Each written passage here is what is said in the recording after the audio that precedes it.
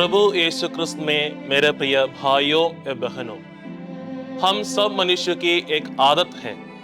जो भी हम करते हैं, जो भी हम लेते हैं, हम सबसे पहले सोचते हैं मुझे क्या लाभ मिलेगा। हर चीज के लिए, हर काम के लिए हमारी सोच, हमारी दिल में, हमारी मन में यही है।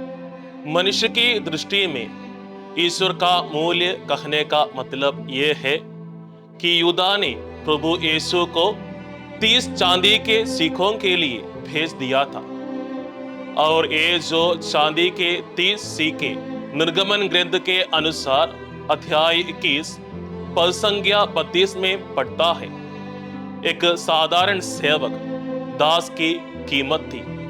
यह दिखाता है कि मनुष्य अक्सर ईश्वर के सच्चे मूल्य को नहीं पहचानता और उन्हें साधारण वस्तु के रूप में देखता है। यहाँ पर मनन चिंतन करने के लिए एक चीज यह है कि क्या हम प्रभु यीशु को सबसे मूल्यवान मानते हैं। सुसमाचार में खास तौर पर संतमत्ती के अनुसार पवित्र सुसमाचार अध्याय 26 पद संख्या 6 से 13 तक पढ़ते हैं, जहां पर हम देखते हैं एक स्त्री ने बहुमूल्य इत्र से प्रभु यीशु का अभिषेक किया था, जिससे पता चलता है कि सच्चे शिष्य प्रभु यीशु को प्रभु यीशु रूपी अनमोल रूप को पहचानते हैं। तो हमारे सामने एक सवाल है कि हम प्रभु को अपने जीवन में कितना मूल्य देते हैं। तीतुस के नाम संत पौलुस का पहला पत्र अध्याय 6 पद संख्या 10 में हम पढ़ते हैं, धन का प्रेम सब बुराइयों की जड़ है।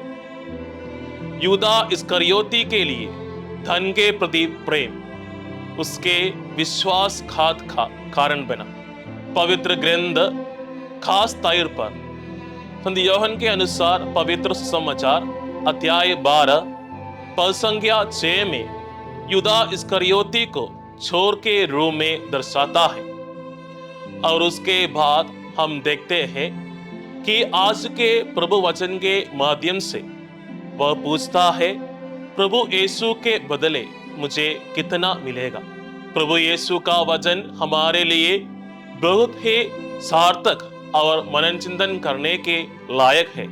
मत्ती के अनुसार पवित्र सुसमाचार अध्याय 6 पद संख्या 14 में प्रभु कहते हैं, तुम परमेश्वर और धन दोनों की सेवा नहीं कर सकते।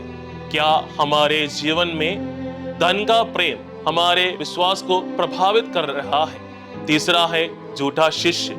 यूदा इस्करियोती एक झूठा शिष्य दिख रहा है। यद्यपि हम शारीरिक रूप से प्रभु यीशु के करीब था, लेकिन आध्यात्मिक रूप से वह प्रभु यीशु से काफी दूर थे। उसने यीशु के साथ समय बिताया, उनकी शिक्षा सुनी, उनके द्वारा किए हुए चमत्कारों को देखा, फिर भी उसका हृदय प्रभु यीशु से क्रोसों दूर था।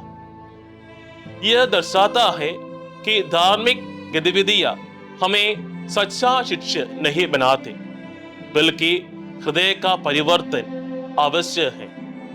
प्रभु वचन कहते हैं, जो मुझे हे प्रभु कहते हैं, उनमें सबके सब स्वर्गराज में प्रवेश नहीं करेंगे, बल्कि जो मेरी स्वर्गीय पिता की इच्छा पूरी करता है वही स्वर्ग में प्रवेश करेगा।